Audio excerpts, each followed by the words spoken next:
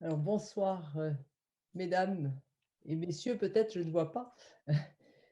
Je vous remercie, Laure, pour, votre invitation. Laure, dont je garde un très bon souvenir comme, figure d'étudiante au Centre Sèvres.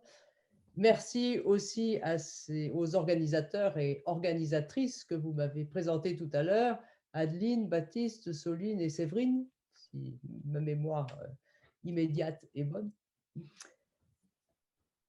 Donc, un grand merci pour votre invitation. J'espère cependant que vous ne serez pas déçus parce que je n'appartiens à aucun mouvement féministe, comme vous le savez. Je n'ai pas de revendication particulière. Je vous propose simplement d'interroger Saint Paul, plus particulièrement ses lettres, sur le sujet qui vous intéresse, à savoir la place de la femme dans les premières communautés chrétiennes. La situation des femmes dans le monde, comme vous le savez, est une question d'actualité plus que jamais. Comme nous le constatons malheureusement pratiquement chaque jour, elle est largement dépendante du regard que les religions portent sur elle. Et nous, baptisés, nous vivons sur des pratiques vieilles de 2000 ans, mais aussi riches de ces 2000 ans d'histoire.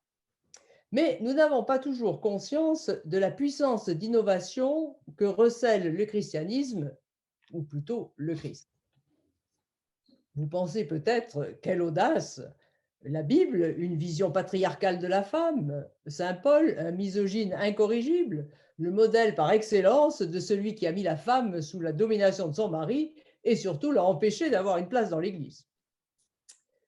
Alors, essayons d'affiner notre regard. Et en préambule, une question de méthode. Cette question n'est pas purement théorique, mais elle est indispensable pour nous, lecteurs de Saint Paul, 2000 ans après lui, si nous voulons sortir de nos a priori sur l'apôtre. Donc, pour aborder ce sujet particulièrement sensible, il convient de passer par 4 étapes. Premièrement, lire les lettres de Saint Paul sans nous projeter sur ces textes, mais en nous laissant questionner par eux et surtout en osant aussi faire émerger nos questions qui sont nécessairement existentielles et contextuelles. Deuxièmement, si l'on veut mesurer l'originalité de Saint Paul, il convient de confronter les lettres avec la littérature qui leur est contemporaine. Troisièmement, cela s'accompagne d'une connaissance de la société et du temps dans lequel ces femmes ont vécu.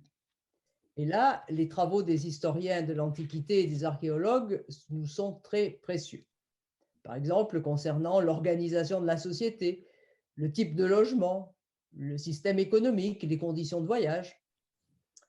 Alors en France, nous bénéficions des travaux spécifiques sur les femmes, tels ceux de Nicole Laureau, Georges Duby et Michel Perrault, et pour l'Antiquité plus spécialement ceux de Sandra Beringer et de Violaine Sébillotte-Cuchet, sans oublier pour Saint-Paul les travaux de Marie-Françoise Bazès. Quatrièmement, on ne peut comprendre la posture de Paul et en mesurer la portée novatrice qu'en fonction du ressuscité. Sans le Christ herméneute, autrement dit, sans le Christ comme clé de lecture de ces textes, les textes pauliniens sont sujets à toutes les lectures déviantes. C'est donc avec ces éléments de méthode que nous pouvons aborder la lecture des textes de Paul et qui dit lettre de Paul dit aussi lecture des actes des apôtres. Alors, en 4 points, voici le plan de ma petite intervention. D'abord, on va essayer de présenter quelques stéréotypes persistants. Et ensuite, nous regarderons de plus près qui sont ces femmes qui collaborent avec Paul. Qu'est-ce qu'elles font? Et enfin, les enjeux.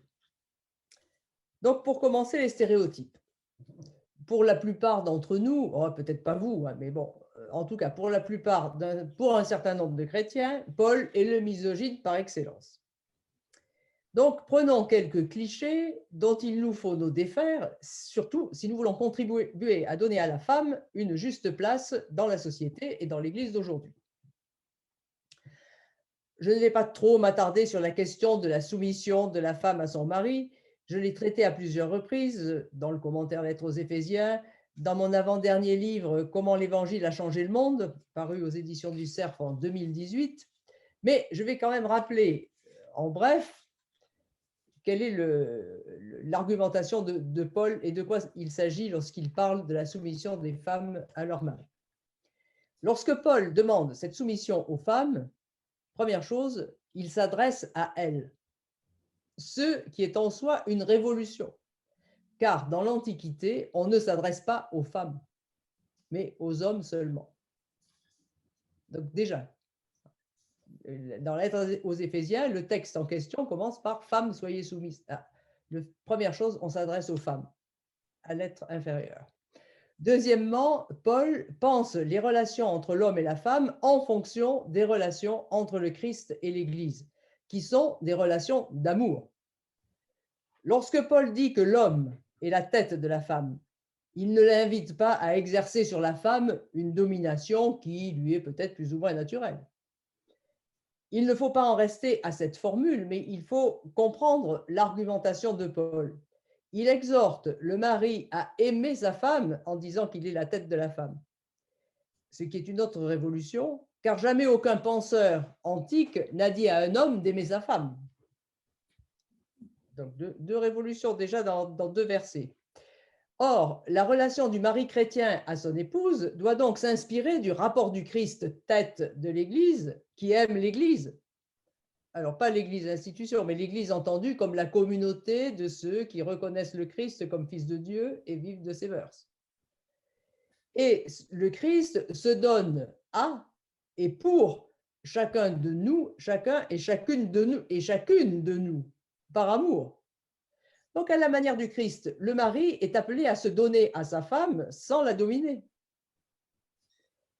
Donc, de même qu'on va dire que l'Église, ensemble des baptisés, est soumise au Christ parce qu'elle répond à l'amour du Christ, à l'amour que le Christ lui porte par le don d'elle-même, eh bien, de même, le mari doit aimer sa femme et la femme va être aimée et répond à son mari par le don d'elle-même.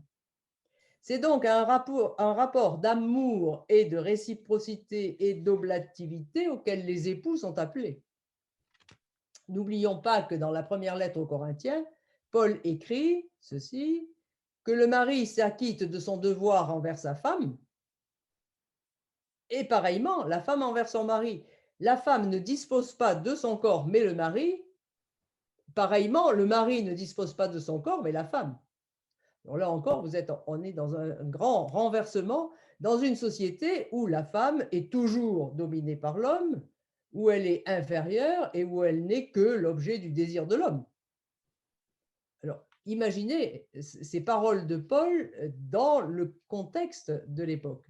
Donc, mais Paul a compris ce renversement à la lumière de Jésus, qui le premier a fait valoir pleinement la dignité de la femme en la respectant, en l'associant à sa suite, et même en lui confiant le message de la résurrection, ce qu'il fait à Marie-Madeleine, avant même les apôtres. Autre cliché, pour ce qui est du silence des femmes. Dans le contexte de la société antique, la femme ne doit pas se montrer, c'est-à-dire qu'elle ne doit pas montrer son corps, elle ne doit pas non plus montrer sa parole. Il va culturellement de soi que dans les assemblées, donc Paul demande d'éviter les bavardages et demande aux femmes de se taire. Pas de sourire, messieurs, parce que pas seulement à la femme, mais aussi au prophète. Le prophète, dans une assemblée, doit se taire s'il y en a un autre qui a une révélation au même moment que lui. Autrement dit, c'est par souci de la bonne tenue de l'assemblée que Paul demande ce qu'on a appelé le silence aux femmes, afin que l'assemblée chrétienne ne se confonde pas avec les assemblées hystériques dionysiaques païennes. Alors, il y a encore autre chose peut-être auquel vous pensez, le voile. Paul ne demande pas aux femmes de porter le voile comme on l'a dit, mais les cheveux longs. Là, il y a aussi une question un peu de traduction et d'interprétation, comme l'évoquait Laure tout à l'heure. Pourquoi est-ce qu'il, vous allez dire, mais pourquoi est-ce qu'il se mêle de la coiffure? La coupe de cheveux, en fait, est un langage. Bon, chez nous aussi, mais bon. Une femme qui porte les cheveux courts dans la société gréco-romaine, c'est une esclave. La matrone n'a pas les cheveux courts. Celle qui est tondue, ça c'est la femme adultère. Celle qui a la nuque dégagée est assimilée à une prostituée ou alors à un homme. Donc la femme chrétienne n'a pas à passer pour ce qu'elle n'est pas dans la société dans laquelle elle vit. Par conséquent, elle portera les cheveux longs comme la femme digne de ce nom, la romaine ou la grecque digne de ce nom. Quant aux vêtements, qui dans la société romaine expriment aussi une identité sociale, Paul laisse libre. Il ne dit pas habillez-vous comme ceci ou comme cela, mais il s'inscrit dans la liberté instaurée par le Christ en matière de nourriture et qui détermine toutes les libertés ensuite. Alors encore un autre cliché, la femme à la maison. Paul ne cantonne pas les femmes dans un espace clos de la maison, comme peut-être qu'on peut s'imaginer. Il n'est pas l'initiateur du confinement. Sinon, bien sûr, on ne trouverait pas ces femmes dans les échoppes, sur les cargos surchargés d'amphores, de marchands, d'hommes politiques, d'animaux de basse-cour, de réserves d'eau potable. Ouais, elles sont partout, les chrétiennes.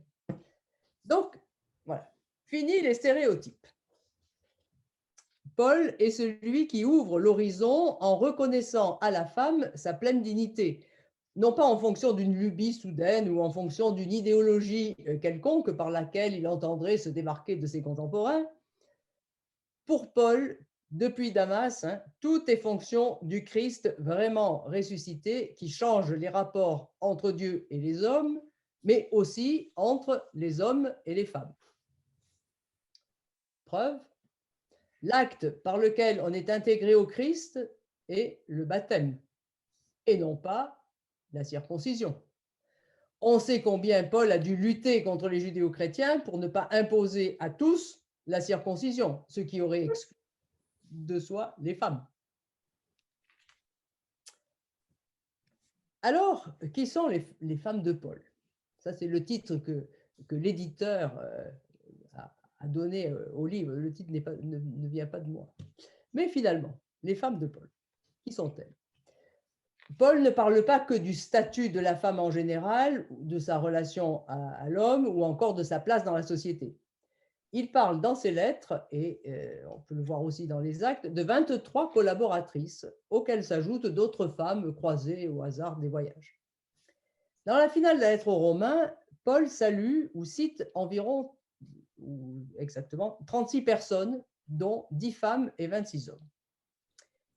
Les femmes, donc, constituent plus d'un tiers de ses proches à Rome. Et à cette occasion, l'apôtre loue certains actes remarquables de 7 membres de la communauté. Et sur ces 7 membres, il y a 2 hommes et 5 femmes. Ce qui montre à quel point les femmes citées par Paul sont particulièrement engagées et appréciées. Mais ces femmes, il les appelle par leur nom: Phoebé, Marie, Persis, Julia, Prisca. Et nous qui sommes tellement attentifs à la place de la femme, nous n'avons peut-être pas souvenir de leur nom. Nous les avons vaguement entendus cités lors d'une lecture à la messe, la lecture de Romains 16, mais nous les avons sans doute plus vite oubliés que la fameuse expression « Femmes, soyez soumises à vos maris ». Or, être appelé par son nom, je ne vous apprends rien, c'est exister, c'est être reconnu pour ce qu'on est. Du reste, ce n'est pas pour rien qu'un projet de recherche universitaire d'histoire antique, qui s'appelle Eurycléa, recense les noms de femmes dans le bassin méditerranéen sur toute la période de l'Antiquité, et ce projet s'intitule « Celles qui avaient un nom ». Paul, en les appelant par leur nom, ne revendique pas une place pour les femmes. Il la leur donne, ce qui est bien différent. Il ose faire d'un certain nombre d'entre elles ses proches collaboratrices, au même titre que ses collaborateurs hommes. Et grâce au nom de ces femmes que Paul cite dans toutes ses lettres, on peut deviner leur origine, leurs conditions de vie, leur statut social. Paul n'en parle jamais comme des femmes idéales, héroïques, et surtout pas comme des curiosités, mais il en parle toujours comme des personnes. en régime chrétien, en termes pauliniens, comme des sœurs dans le Christ. Donc la personne reconnue dans sa dignité d'enfant de Dieu. Ces collaboratrices n'ont pas un profil type. Elles ne sont pas sélectionnées sur des critères de parité, de beauté, ou je ne sais quoi. Certaines sont mariées. Prisca est l'épouse d'Aquila, Julia de Philologue, Junia d'Andronikos. Lorsqu'il parle du couple, Paul cite le nom de la femme en premier, ce qui est contraire aux usages. Ça mérite d'être souligné. Cela traduit l'importance de leur rôle dans les premières communautés chrétiennes. Il y a aussi des veuves comme la mère de Rufus, des célibataires, sans doute la sœur de Nérée, des sœurs, Tryphène et Tryphose. Donc Paul s'entoure d'un premier cercle de collaboratrices. Les plus proches, donc, c'est Phoebé, Prisca, Junia, Lydie. Et on retrouve la même organisation concentrique qui existe avec ses collaborateurs masculins. Il a aussi un cercle de très proches et puis des plus lointains. Donc, à la suite de Jésus ressuscité, Paul ne craint pas d'inclure les femmes dans sa mission. Grande variété de leur milieu social. Lydie est marchande de pourpre. Elle fait du commerce entre la Grèce et la Turquie actuelle. Nympha est une femme d'affaires autonome. Chloé et Phoebé travaillent dans l'import-export. Notons en passant qu'il n'y a pas d'homme d'affaires parmi les collaborateurs de Paul, à ma connaissance. Après, quand un jour on découvre, mais Paul ne parle jamais, on ne comprend pas à travers les propos de Paul que tel ou tel homme, soit un collaborateur, soit impliqué, soit à la tête d'une maison d'affaires. La plupart de ces femmes sont originaires d'Asie mineure, donc la Turquie actuelle. Aphia fait partie des notables de Colosse. Il y a aussi des femmes plus simples, comme la sœur de Nérée ou Tryphène et Tryphose. Du point de vue religieux, certaines sont issues du milieu juif, comme Prisca, Junia, la mère de Rufus. D'autres, comme Lydie, sont d'origine païenne, qui fréquentent un peu les milieux juifs. Ces femmes sont bien implantées dans leur profession et Paul ne leur demande pas d'arrêter leur travail, de servir dans une sacristie, ça n'existait pas, de répudier leur mari, si elles sont mariées, ou d'abandonner leurs enfants si elles en ont, sous prétexte qu'ils seraient encombrants, ou de rester célibataires. Rappelons que le célibat est un choix, une consécration et non une voie de supériorité par rapport au mariage, non pas une voie plus rapide pour acquérir le salut. C'est donc dans leur statut de vie que chacune d'elles prend part à la mission de Paul, qui est de suivre le Christ. Il n'y a pas d'autre mission que celle-là. Ces femmes sont proches de nous. Alors, je ne veux pas faire d'anachronisme, mais à leur manière, dans le monde qui est le leur, ces femmes sont proches des jeunes femmes de notre société, qui ont acquis des compétences professionnelles, alors pas de la même manière évidemment, qui ont souvent accès à de hautes fonctions, qui ont des capacités intellectuelles, et Paul ne demande jamais à ces femmes de renier leurs talents. Au contraire, il encourage l'homme comme la femme à faire fructifier ce qu'ils ont reçu. Il dit dans la lettre aux Philippiens, tout ce qu'il y a de vrai, de juste, de pur, d'aimable, d'honorable, tout ce qu'il peut y avoir de bon dans la vertu et la louange humaine, c'est-à-dire dans toutes les valeurs d'humanité, voilà ce qui doit vous préoccuper et qui doit nous préoccuper nous aussi. Bien sûr, le monde au temps de Paul n'est pas le nôtre, mais la place de la femme dans l'Antiquité n'est pas enviable. N'oublions pas que la société antique est une société asymétrique et que la femme est toujours inférieure à l'homme, comme l'esclave est inférieur au maître, comme l'enfant n'est rien du tout, et comme le citoyen romain est supérieur à l'esclave, et ainsi de suite.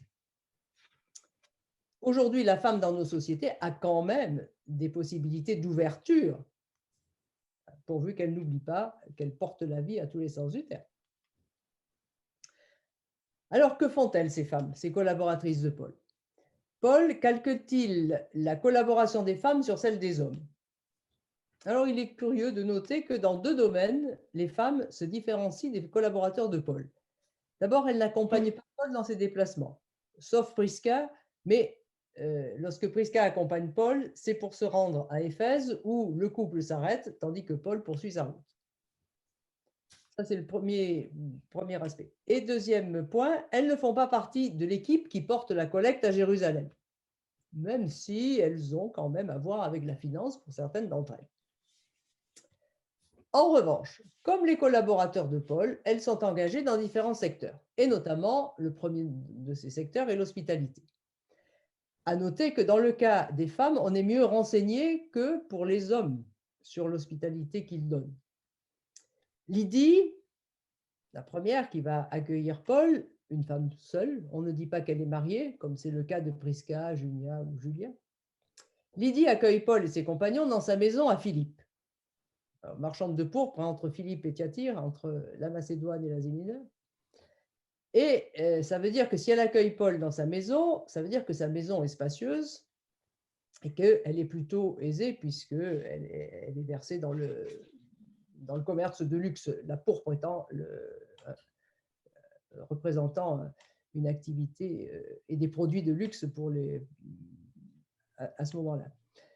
Il faut noter aussi que seuls 3% de la population vit dans une maison.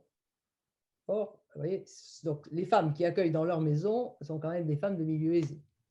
Être hébergé par Lydie implique pour Paul une rupture avec les usages, à savoir qu'il va manger à la table des païens.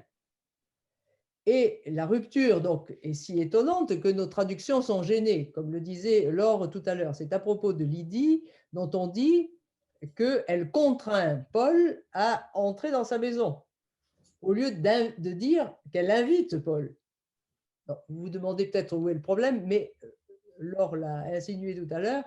Dans le récit des pèlerins d'Emmaüs, donc le même Luc, le même auteur, utilise le même verbe grec pour dire, mais là, dans le récit des pèlerins d'Emmaüs, on dit que les pèlerins invitent Jésus, évidemment. La délicatesse des disciples d'Emmaüs, ils invitent Jésus. Tandis que Lydie, elle est comprise comme la femme à laquelle on doit toujours céder, qui est un peu gaspillée, elle contraint Paul. Vous voyez, ça c'est la traduction, puisque c'est le même verbe. Voilà qui en dit long donc sur l'image de la femme qu'ont les traducteurs, et non pas Paul. Donc voilà aussi l'origine de nos stéréotypes. Prisca et son mari, donc un autre couple, puisque Lydie n'est pas, à notre connaissance, n'est pas mariée. Prisca et son mari offrent non seulement l'hospitalité à Paul, mais aussi du travail dans leur échoppe à Corinthe et à Éphèse, ce qui permet à l'apôtre d'assumer financièrement son séjour. Il bénéficie aussi par là d'un lieu idéal de rencontres, d'échanges, de débats, avec une clientèle très cosmopolite. La boutique de Prisca fabrique des tentes qui servent d'abri aux sportifs et aux pèlerins qui fréquentent la cité de Corinthe. Vous pouvez imaginer donc la foule bigarrée d'artisans, de marchands, de prêtres, de mages, de trafiquants, de prostituées, de sportifs, de magiciens, de tout ce que vous voulez, qui circulent dans la ville de Corinthe au moment des Jeux ismiques, qui correspond au moment où Paul se trouve à Corinthe. Ces Jeux ismiques qui sont, avec un peu de religion, l'équivalent de nos Jeux olympiques ou de nos euros de foot, avec toute l'idolâtrie que ça véhicule aussi. Pas si loin que ça de notre monde. Donc, à relever, les hommes qui offrent l'hospitalité à Paul ne reçoivent pas d'autre mission de la part de Paul, tandis que les femmes, si. Étonnant. Qu'est-ce qu'elles font? Donc, outre l'hospitalité, elles récoltent de l'information pour Paul. Paul, effectivement, ne peut pas être présent dans toutes les communautés en même temps. Et sans information, il ne peut pas suivre ces jeunes communautés qui se cherchent, qui se divisent, qui s'entre-déchirent parfois. Ce n'est pas les premières communautés, ce n'est pas forcément le rêve. Elles cherchent leur chemin, comme nous. Donc, si le christianisme a pu se diffuser si vite sur le pourtour méditerranéen, c'est grâce à la stratégie de Paul, à sa compréhension du monde dans lequel il vivait, à la formation qu'il a reçue. Mais c'est aussi grâce à ses collaborateurs et collaboratrices. Et les femmes ont joué un grand rôle.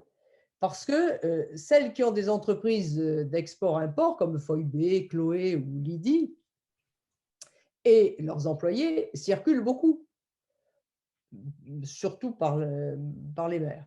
Or, les voyages sont longs et donne l'occasion de rencontres en tout genre, puisqu'il n'y a pas de cargo de voyageurs ou de marchandises. Tout est, c'est tout un, il n'y a qu'un type de transport. Et donc, sur ces bateaux, on rencontre un panel de la société. De plus, les entreprises de ces femmes sont situées généralement dans les ports, donc soit à Philippe, donc, qui est proche de la mer, soit à Sancré, hein, ou encore à Éphèse. Ce n'est pas pour rien que Paul choisit ces grands centres. Parce que, à l'époque, au 1er siècle, les ports sont les lieux d'information par excellence. Si on veut de l'information, eh bien, il faut la chercher dans les ports, parce que dans l'Antiquité, l'information passe par la mer. Et donc, cela va amener ces femmes donc, à fréquenter plusieurs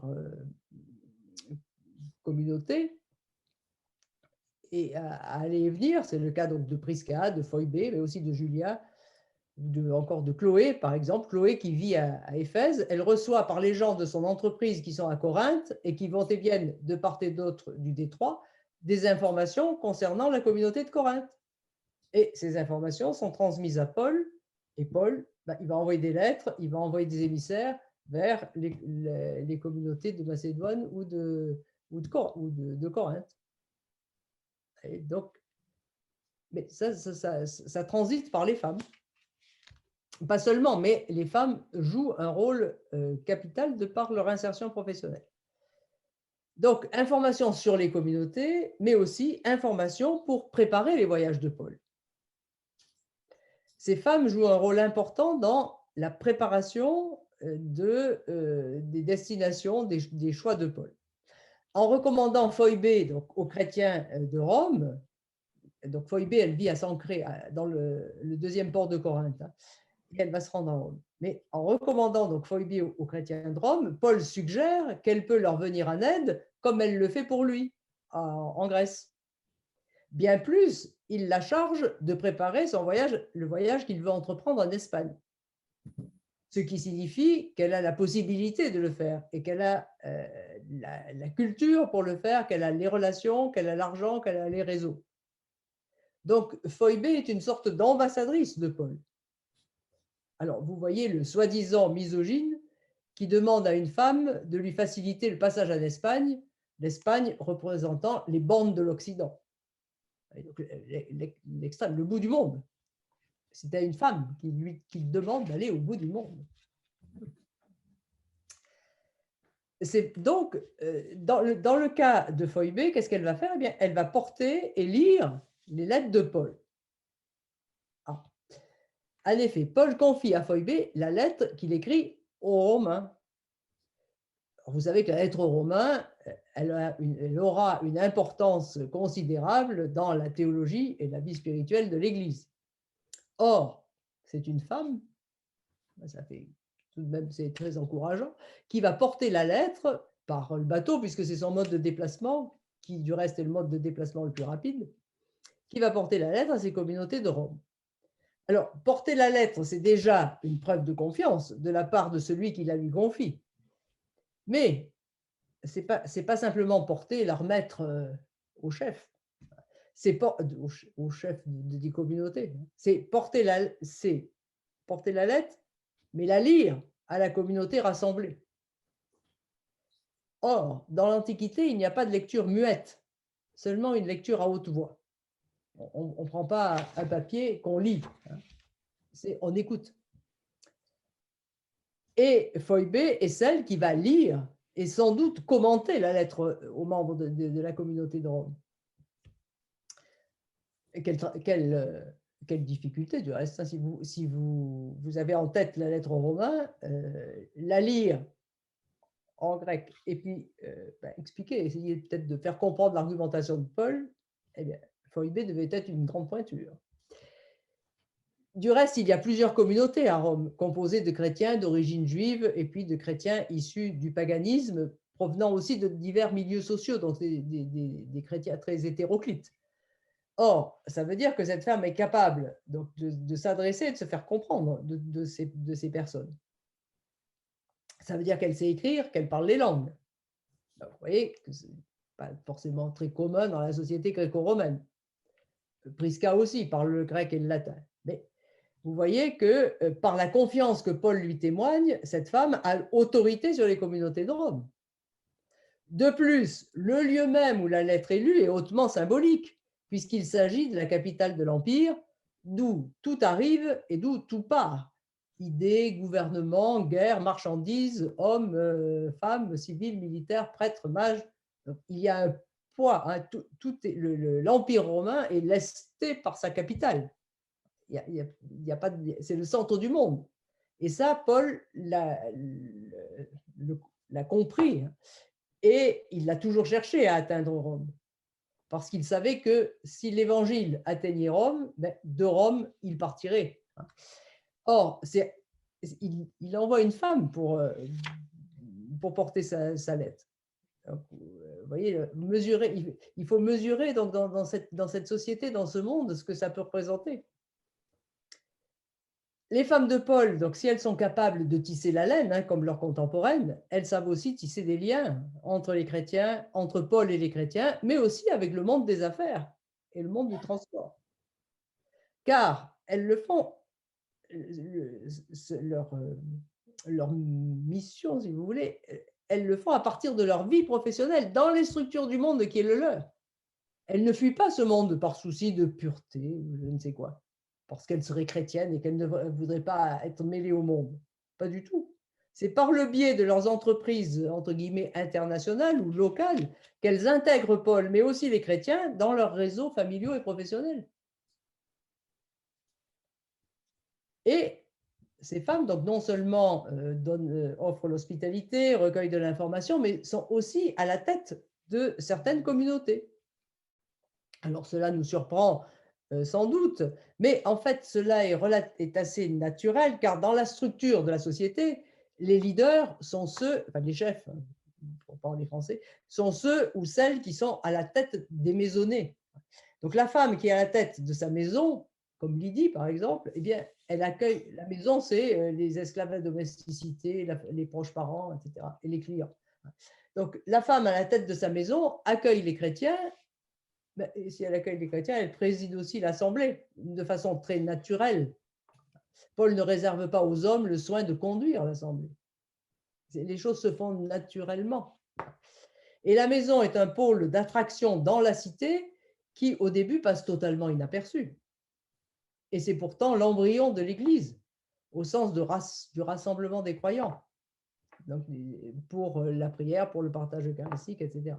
Donc, ces femmes de tête, hein, à tous les sens du terme, se nomment donc Lydie à Philippe, par exemple, Prisca à Corinthe, aussi à Éphèse et à Rome, puisqu'on la trouve dans 3 communautés, Junia à Éphèse et à Rome, Julia à Rome, Nympha à Laodicée, Aphia à Colosse. Vous voyez, donc, elles sont présentes dans un certain nombre de communautés. Donc, c'est en fonction du contexte que l'on pressent l'originalité de la position de Paul. La femme juive, cantonnée à son rôle d'épouse et de mère, ne participe pas à la sphère publique. Du point de vue religieux, elle est même dispensée d'un certain nombre d'actes qui jalonnent la journée et l'année du juif. Pas de pèlerinage, pas de récitation du chemin, pas de fonction synagogale. Quant à la femme romaine, elle est reléguée à l'arrière-plan. Elle file et elle tisse. Elle n'apparaît jamais dans la liturgie, dans la religion romaine. Au contraire, elle a l'interdiction d'assister au sacrifice, de moudre la farine, de s'occuper des viandes et de boire du vin, dans le cadre du culte. Elle est exclue du culte. Et s'il existe quelques cérémonies religieuses d'où les hommes sont exclus, c'est une exception. Et dans ce cas, on parle de culte renversé, mais c'est très exceptionnel. Et dans le contexte domestique, les sacrifices sont célébrés par le pater familias, le dominus. Seul l'homme est capable d'exercer un pouvoir communautaire, la femme pas. Mais parce qu'en régime chrétien, le culte est existentiel, il repose sur le don de soi au Christ, bien, il s'agit de s'offrir soi-même. Donc ça concerne tous les baptisés, ce n'est pas réservé aux hommes ni à quelques-uns. Donc hommes, femmes, enfants, esclaves, tous et toutes ont accès à Dieu par le don de soi, et tous sont frères d'un même Père. Donc, le partage du pain et l'offrande de la coupe, dont Paul est le premier à faire mémoire dans l'Lettre aux Corinthiens, signifie la communion à Dieu, dans le sacrifice du Christ, et entre les frères. Et c'est ce qui fait prendre conscience aux chrétiens qu'ils forment un seul corps, le corps du Christ. Et ce corps, c'est une communion. Donc, il n'y a pas de barrière entre le sacré et le profane, entre l'homme et la femme. La métaphore du corps permet de dire que le Christ est la tête et que tous sont membres de son corps, avec des charismes divers, indispensables à l'annonce de l'Évangile. Si ces femmes conduisent des communautés, cela signifie qu'elles prennent la parole dans les assemblées chrétiennes. Bien sûr, si elles lisent les lettres de Paul. Et pas seulement devant leur mari. Donc là encore, nouveauté du christianisme, puisque dans le contexte de la société antique, la femme ne doit pas montrer sa parole, comme elle ne montre pas son corps. Or, Paul leur donne la parole. Bien plus, c'est à des femmes, c'est à une femme, au moins on a un exemple très, très clair, qu'il confie la tâche d'enseigner. Alors ça, c'est aussi une innovation absolue. Avec l'exemple, c'est Prisca. Prisca qui forme Apollos, un intellectuel venu d'Alexandrie, un homme brillant, qui connaît les Écritures, puis qui connaît un peu la vie de Jésus. Ce n'est pas un hérétique, mais il a une connaissance du Christ limitée parce que il ne sait que ce qu'il a appris par les disciples de Jean le Baptiste. Et Paul demande à Prisca et à Aquila, mais Prisca en premier, d'apporter des éléments complémentaires à Apollos pour qu'il approfondisse la foi. Et les deux lui exposent, disent les actes, la voix de Dieu avec précision. Or, ce terme exposé, pour une fois, ça va être traduit correctement, ce terme exposé est utilisé aussi par les actes des apôtres pour Paul, lorsque prisonnier à Rome, il expose l'évangile aux Juifs avec précision, la même chose. Donc, Prisca fait la même chose que Paul. Quadruple paradoxe, Prisca, une femme, enseigne, elle enseigne la foi, au même titre que Paul, l'apôtre des nations, à Apollos, un homme de surcroît très brillant. Preuve s'il en est que Paul n'interdit pas à une femme de parler et d'enseigner et qu'il s'inscrit en rupture avec son temps, que ce soit par rapport aux Juifs ou par rapport aux Romains. Rappelons que dans le judaïsme, la femme est exclue de l'enseignement et que dans le monde romain, elle n'a pas le droit de parler en public au nom d'une communauté publique ou privée. Or, Prisca et Aquila ont non seulement intégré Apollos dans la communauté chrétienne, mais encore, ils ont contribué à faire d'Apollos un éminent collaborateur de Paul. Alors, rassurez-vous, ces belles choses n'ont pas duré parce que par la suite, la tradition manuscrite, donc qui a recopié les textes, ont essayé de minimiser le rôle de Prisca en la citant après son mari et non pas avant, comme Paul le fait pour souligner sa préséance dans l'Église. Le Christ a donné la liberté aux femmes. Paul l'a mise en œuvre, on pourrait dire. Mais seule, bien sûr, la foi au Christ équilibrée permet de tenir cette posture, quelle que soit la société. Mais hélas, cette capacité d'enseignement pour les femmes dans l'Église disparaîtra très vite. Alors, la première à Timothée, donc déjà, vous voyez, avant la fin du 1er siècle, il sera interdit aux femmes de parler car la vision de la société patriarcale reprend le dessus. Et puis, cela continuera. Alors, les enjeux. Paul parle de ces femmes en termes de collaboratrices, c'est-à-dire qu'elles œuvrent avec, synergoi en grec, donc elles œuvrent avec lui. Et donc, il faut rappeler qu'elles représentent le tiers des collaborateurs hommes. Ce n'est pas rien. L'apôtre respecte la personnalité de chacune, n'hésite pas à les interpeller, à exprimer son affection. Donc, si vous lisez les textes, vous verrez. Si les collaboratrices participent de l'autorité de l'apôtre, Paul aurait-il institué un ministère de diacre pour les femmes, puisqu'il qualifie Phoebé, donc cette femme remarquable, de diakonos au masculin. Diacre, on traduit par diacre masculin, pas diaconesse. Phoebé n'est ni diaconesse ni diacre, ni bonne de curé. Les communautés pauliniennes sont organisées, certes, mais dans la diversité des charismes, dans leur complémentarité, que l'on soit homme ou femme. Et lorsque Paul dit de Phoebé qu'elle est diaconos, Paul lui donne la même appellation qu'il se donne à lui, serviteur du Christ Jésus. Accueillir dans sa maison, venir en aide à ceux et celles qui en ont besoin, donner lecture des lettres de Paul, les commenter, présider les assemblées, tous ces actes sont un service. Ce n'est pas un pouvoir de domination qui mettrait Phoebé en surplomb de la communauté. Paul, ses collaborateurs, ses collaboratrices sont appelés à servir dans la ligne du Christ serviteur. Autrement dit, dans le sens, on va employer un grand mot, kénotique, la kénose, l'abaissement du Christ, de l'hymne que vous connaissez dans la lettre aux Philippiens. Lui, de condition divine, ne retint pas le rang qu'il égalait à Dieu. Voilà. C'est ça, le cœur de la vie chrétienne, de la vie de l'Église, il réside dans ce service du frère. Ça, c'est l'attitude fondamentale de toute vie chrétienne à laquelle aucun baptisé, fût-il pape, ne peut se soustraire. Et c'est justement dans cette absence du sens du service, tel qu'il est voulu par le Christ et tel qu'il est vécu par le Christ, que surgit le problème de la place de la femme dans l'Église. Si l'homme, celui d'hier, l'homme, le masculin, celui d'hier ou d'aujourd'hui prend une posture patriarcale, si, parce qu'il est prêtre, il se pense investi d'un pouvoir sacré, alors la femme n'a aucune place, si ce n'est d'être à la merci de cet homme. Son altérité est niée, mais de fait, il y a des chances que l'altérité de l'homme laïque le soit aussi.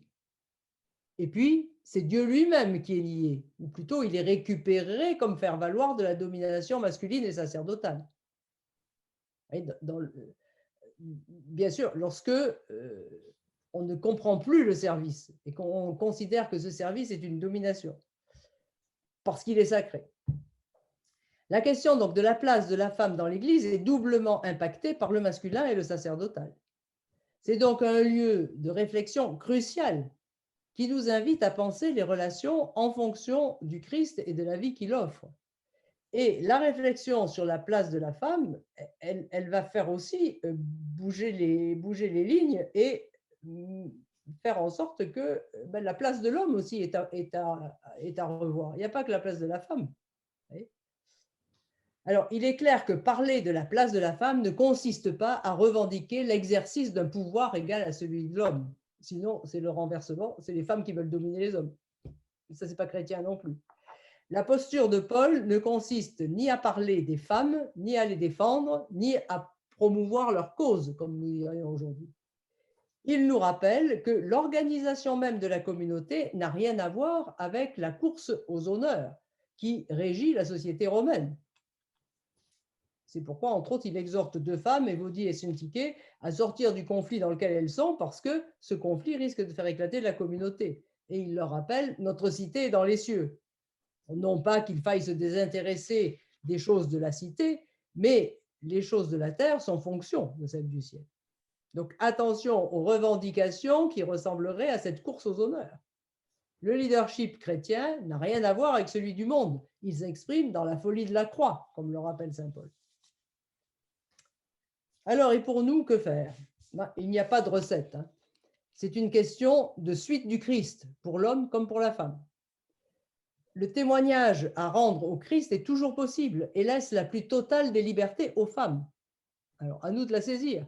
Cette liberté, c'est une liberté pour, pas contre, ni une liberté de faire ce que j'ai envie.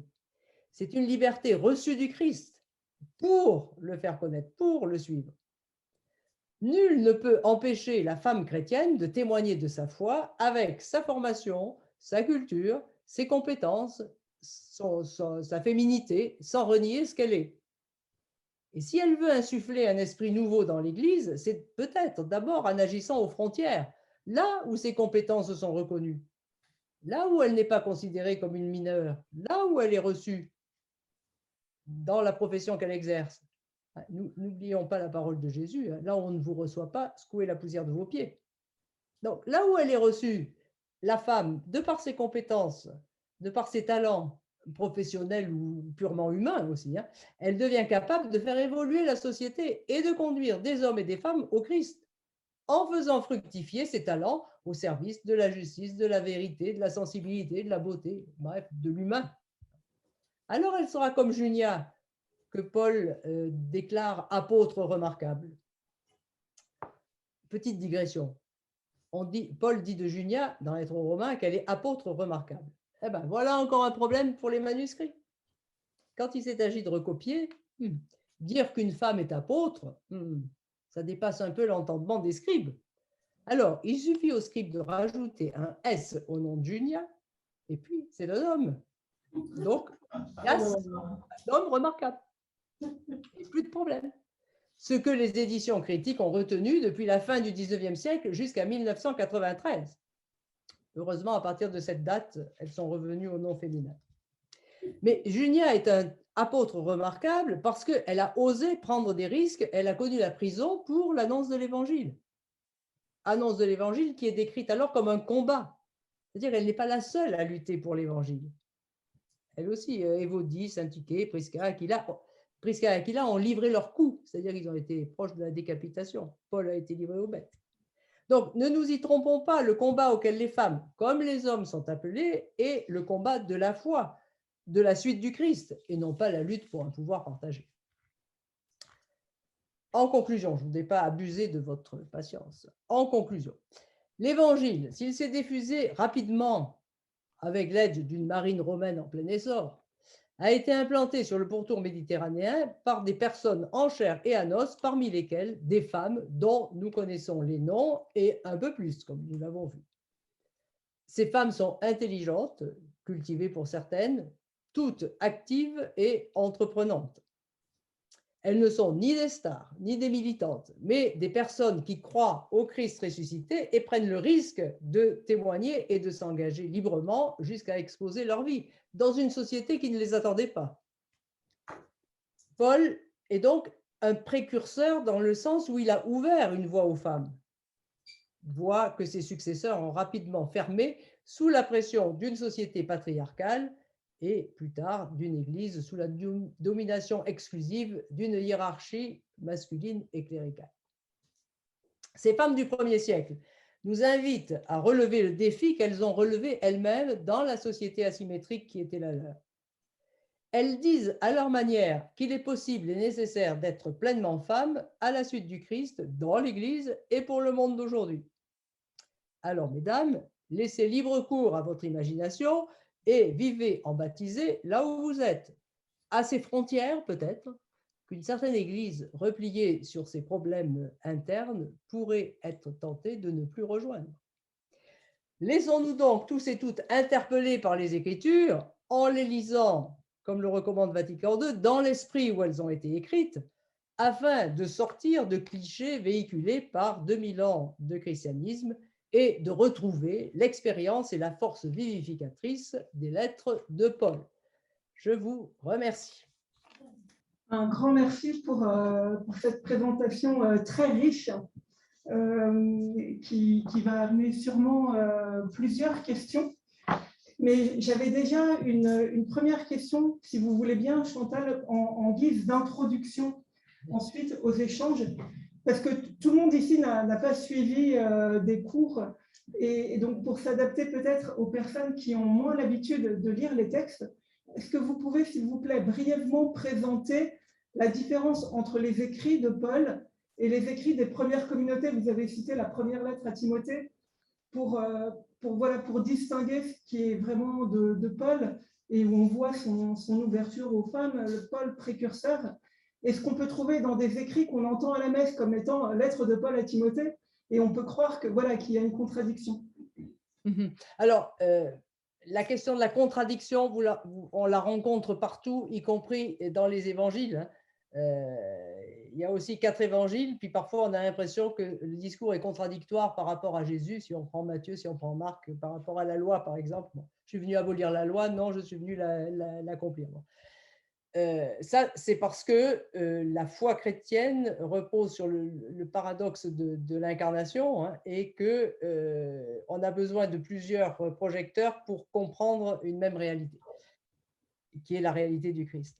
En ce qui concerne Paul, Paul a écrit, nous connaissons Paul à la fois par ses lettres, dont il est lui-même l'auteur, et par les Actes des Apôtres, qui racontent la vie des premières communautés chrétiennes et qui racontent les missions, les différents voyages de Paul.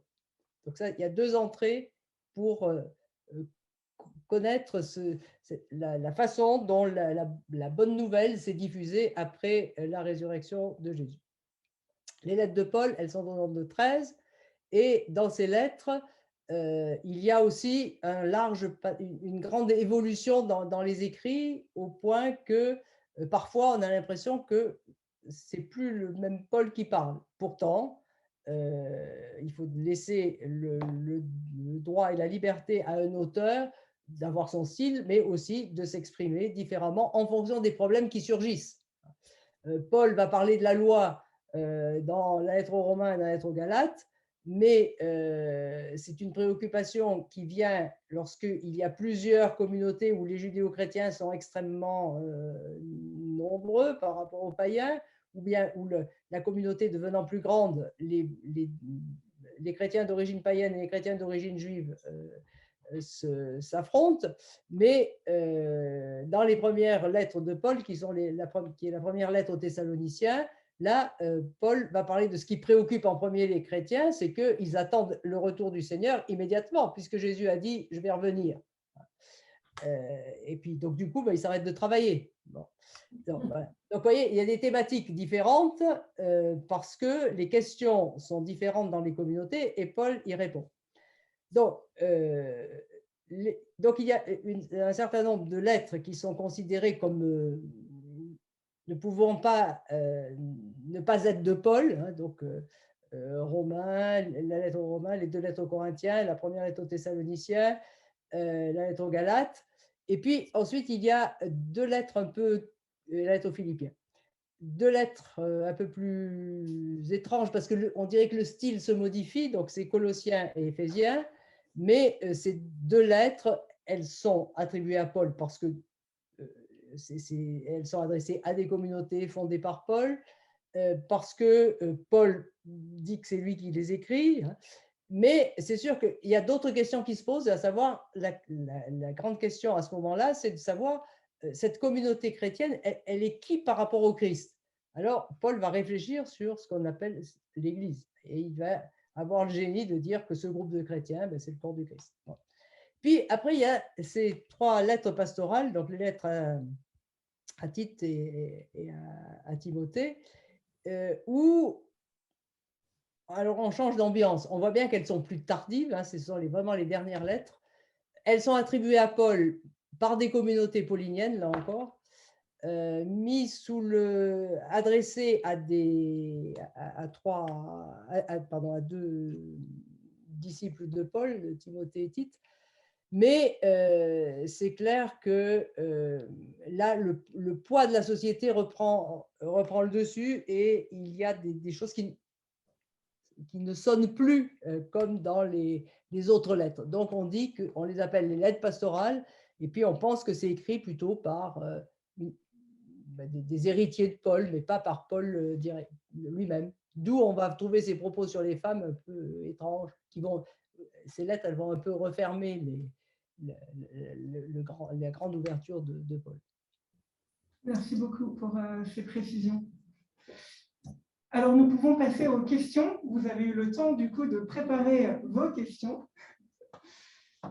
Qui commence?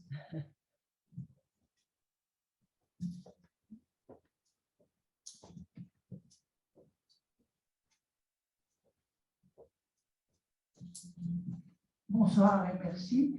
Je voulais vous demander, s'il vous plaît, oui. Les femmes qui entouraient Paul avaient une certaine responsabilité, une certaine autorité même. Est-ce qu'elles pouvaient intervenir dans la synagogue? Et est-ce qu'aujourd'hui encore, la femme juive intervient à la synagogue? Est-ce que vous savez? Alors, donc, concernant la synagogue, la femme n'intervient pas. Alors, bon, peut-être il y a des communautés.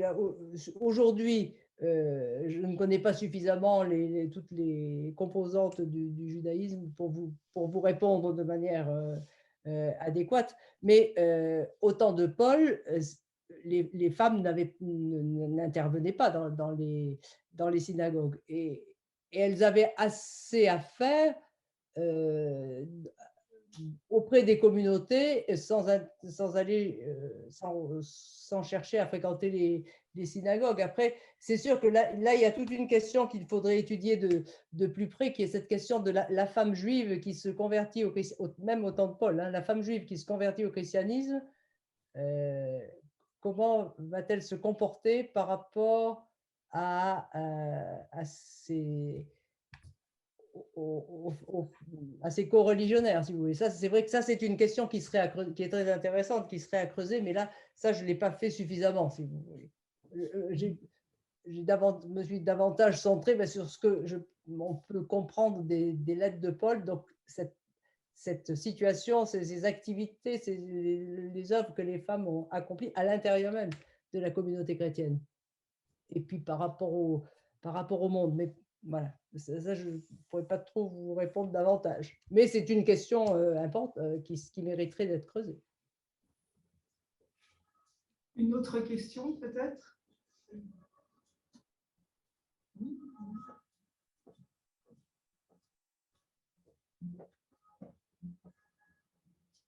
Merci encore pour ce brillant exposé sur les femmes, le rôle des femmes dans la christianisation, les premiers débuts. Oui, je vous remercie encore pour ce brillant exposé sur la christianisation des femmes, enfin l'évangélisation et le rôle des femmes dans l'évangélisation.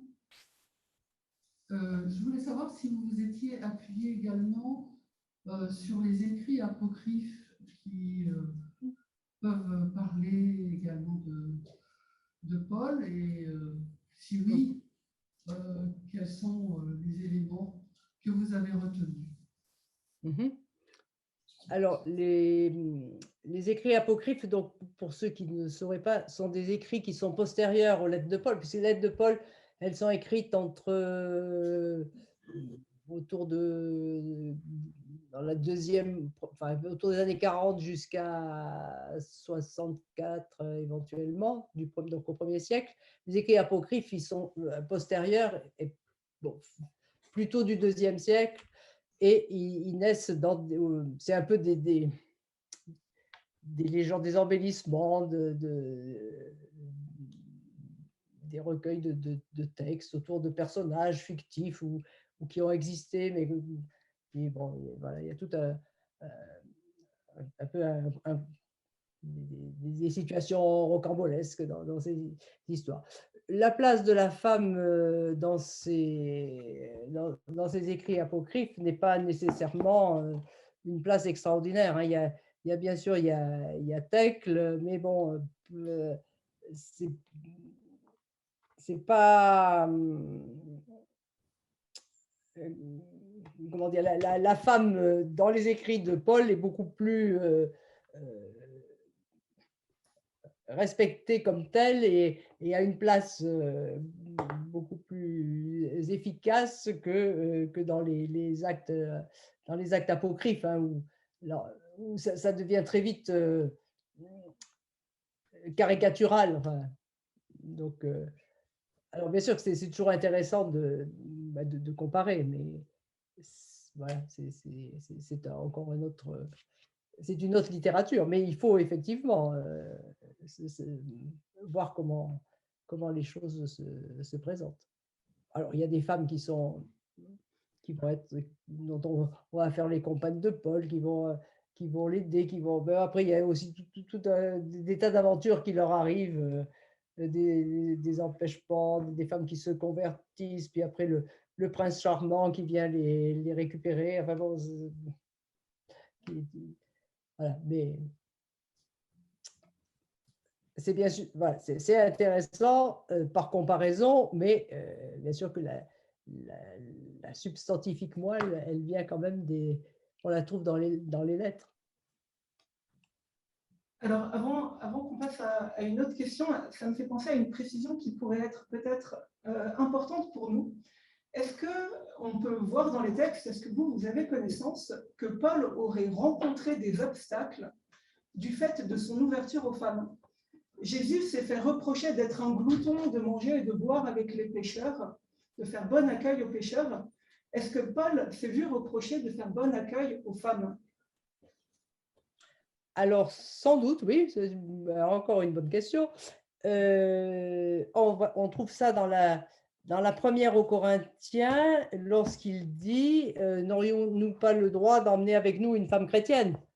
C'est-à-dire, on sent bien que là, c'est sans doute son entourage féminin qui lui est reproché. Alors, certains ont dit, ah ben voilà, Paul était marié, mais bon, c'est pas dans ce sens, puisqu'il parle d'une sœur, comme les autres apôtres peuvent emmener avec eux des hommes et des femmes, lui, dans son raisonnement, il montre que si les apôtres, si Képhas, par exemple, Képhas alias Pierre, a le droit d'emmener avec lui une femme sœur qui doit être entretenue par la communauté, eh bien, lui et Barnabé, ils ont aussi ce droit-là. Et donc, ils ont aussi le droit de vivre à la charge de la communauté. Mais Paul ne fait pas usage de ce droit. Au chapitre 9 de la première aux Corinthiens. Donc, à travers ça, on peut penser que peut-être Paul montre qu'il ne craint pas de s'entourer de femmes pour l'annonce de l'Évangile. Ça, c'est possible. Là, on aurait un petit élément qui peut nous laisser supposer cela. Merci. Alors, il y avait une autre question.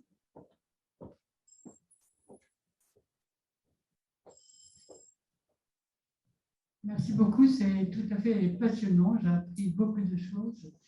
Je voulais vous poser une question, vous avez évoqué la lettre à Timothée, en particulier dans cette lettre, il y a tout un développement à propos des veuves.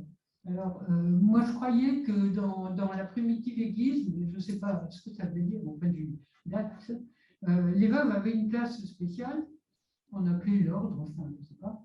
Et est-ce que ceci a pu aider Paul, en particulier Lydie devait être dans ce cas-là, et donc est-ce qu'il s'est appuyé un peu plus sur cette, entre guillemets, ordre? Alors, il faut bien penser que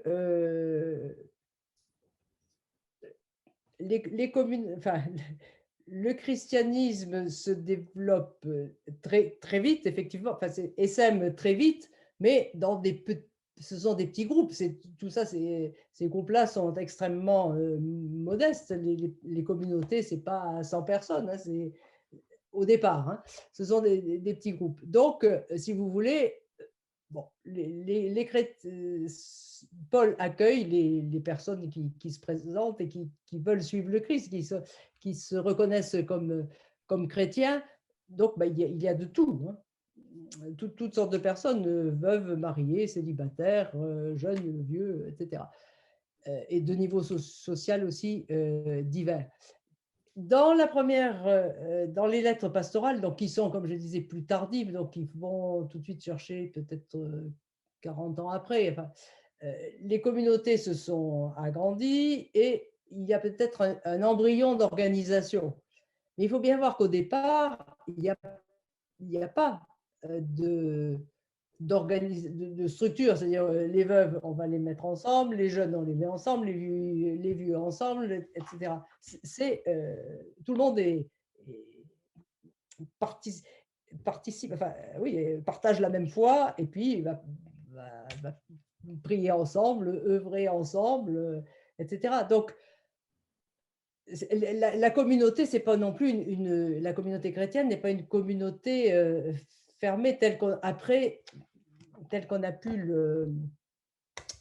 la vivre par la suite, lorsque la communauté devient nombreuse, lorsqu'elle devient avec Constantin, lorsque le christianisme est reconnu religion d'État lorsqu'elle est structurée avec des représentants, avec toute une organisation hiérarchique. Et ça, au départ, ce n'est qu'un embryon. Donc, Paul ne s'appuie pas sur un groupe déterminé, il s'appuie sur les personnes présentes. Et ça, quelque part, je trouve que c'est assez de revenir à ce contexte primitif, d'essayer de repenser. Bon, c'est toujours,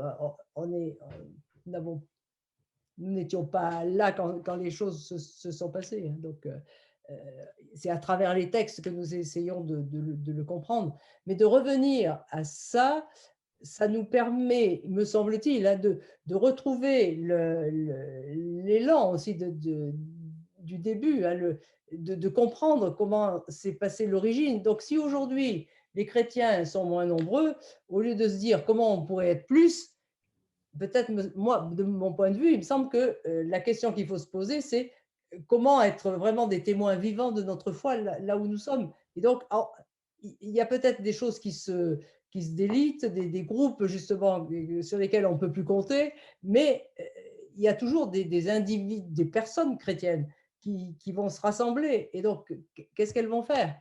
Alors, vous voyez, je ne crois pas, peut-être vous pensez que je m'éloigne de votre question, mais Paul ne s'est pas appuyé sur l'ordre des veuves. C'est vrai qu'à la fin, vers la fin du 1er siècle, il y a peut-être un groupe, hein, de personnes, enfin de veuves qui se regroupent parce qu'elles sont nombreuses, parce que voilà, elles ont un statut, etc.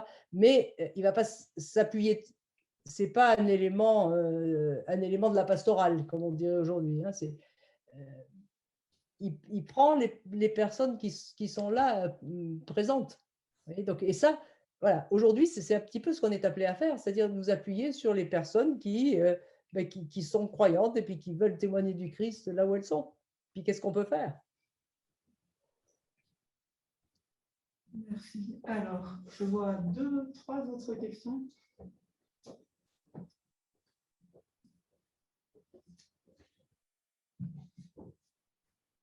Merci beaucoup, encore. Moi, je me demandais, parce que vous avez parlé de différences de traduction, enfin, de termes qui ont été modifiés avec les traductions.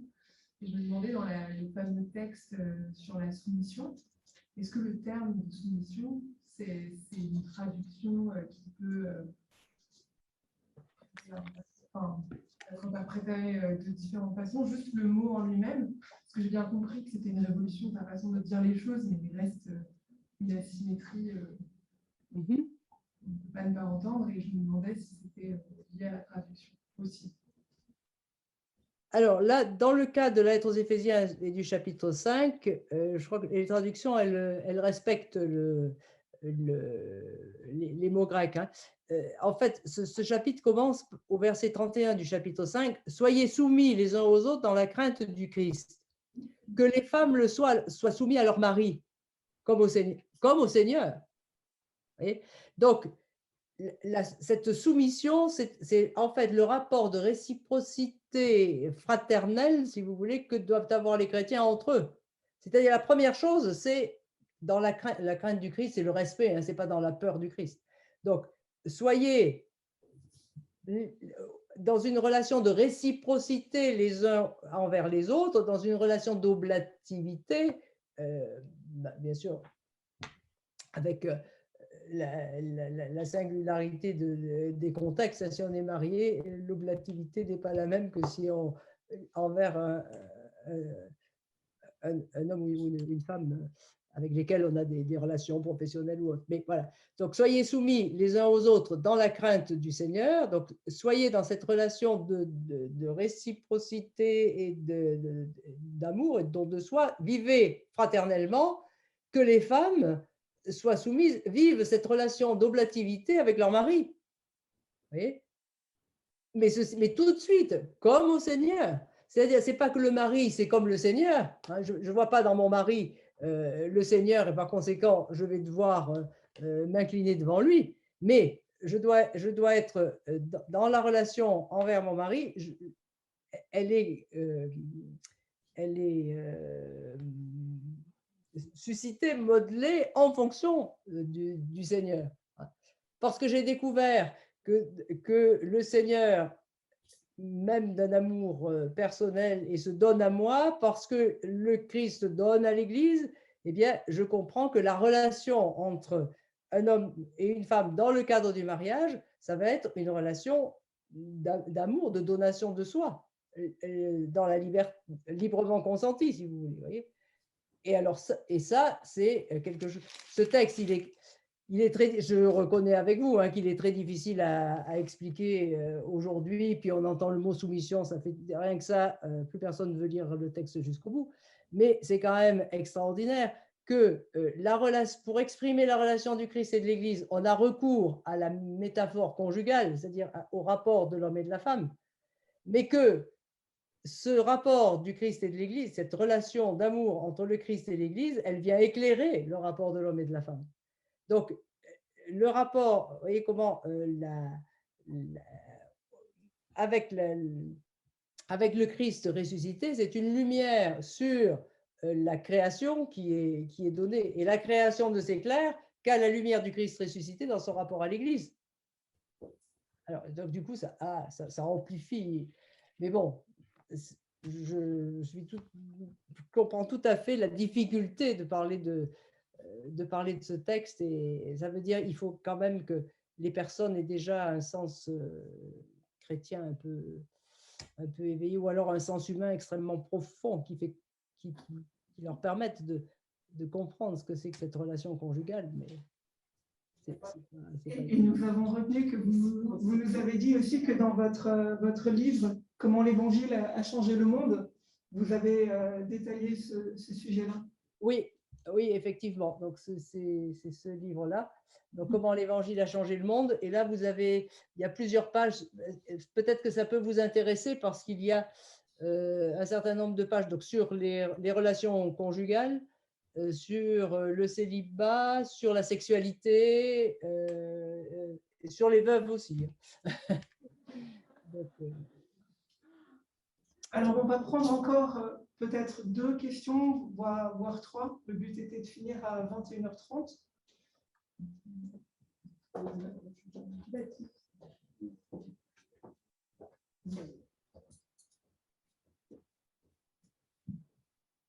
Merci beaucoup.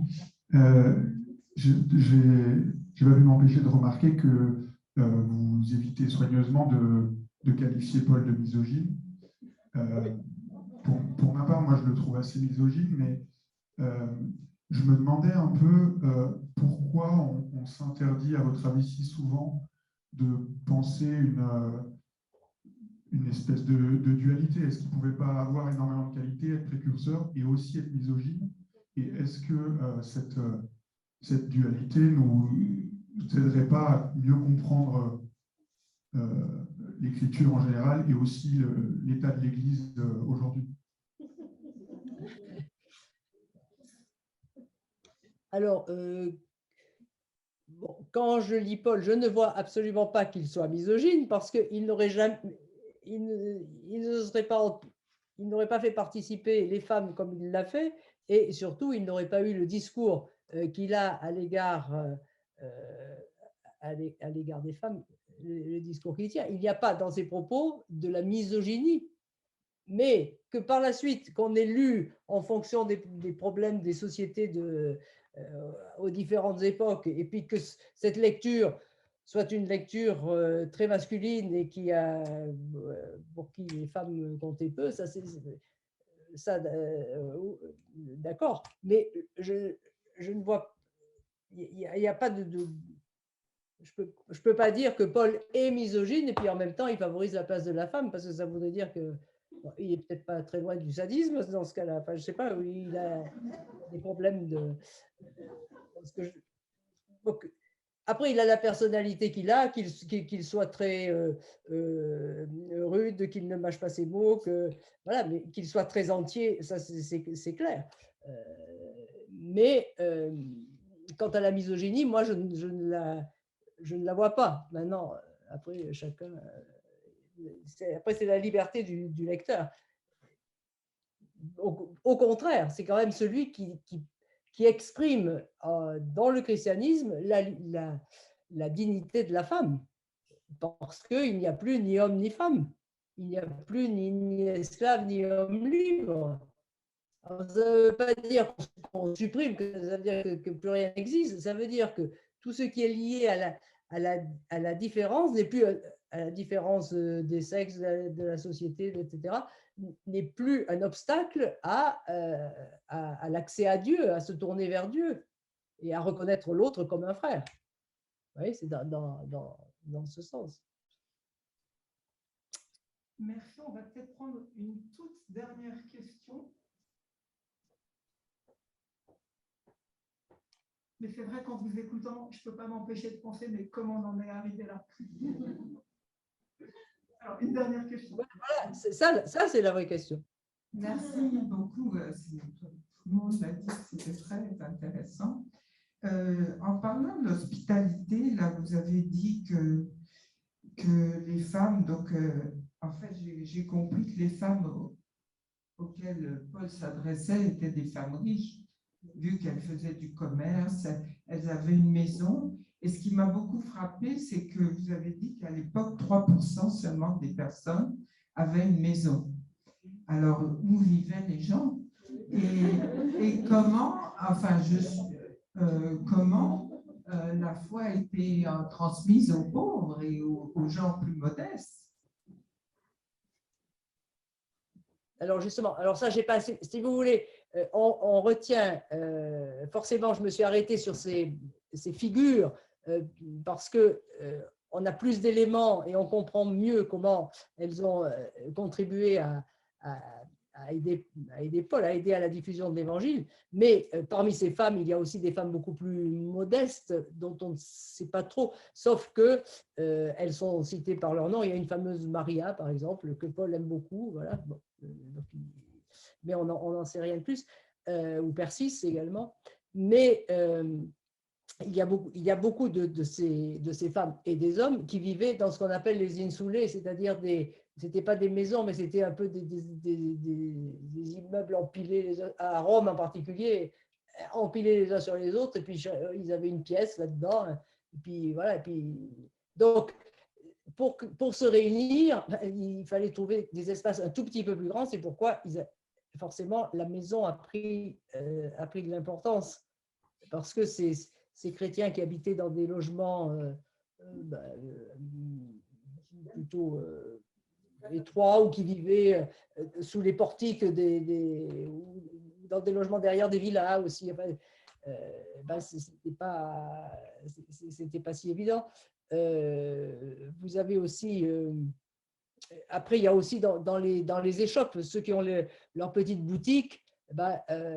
En bas, c'est la boutique, l'atelier, donc c'est une pièce qui ouvre sur la rue. Puis il y a un étage, et à l'étage, ça fait fonction d'appartement aussi. Vous voyez ? Alors, j'ai insisté sur les maisons parce que, voilà, pour montrer que certaines femmes mais ce n'est pas toutes les femmes, bien sûr. Ça, merci d'avoir posé la question parce que ça mérite précision. Il ne faudrait pas croire que toutes les femmes avaient des grandes propriétés. Non, elles n'avaient pas toutes des grandes propriétés, certaines d'entre elles, et il y avait aussi des femmes plus modestes comme des hommes plus modestes, mais qui sont cités également. Un très grand merci. Nous vous applaudissons de tout cœur. Merci à vous.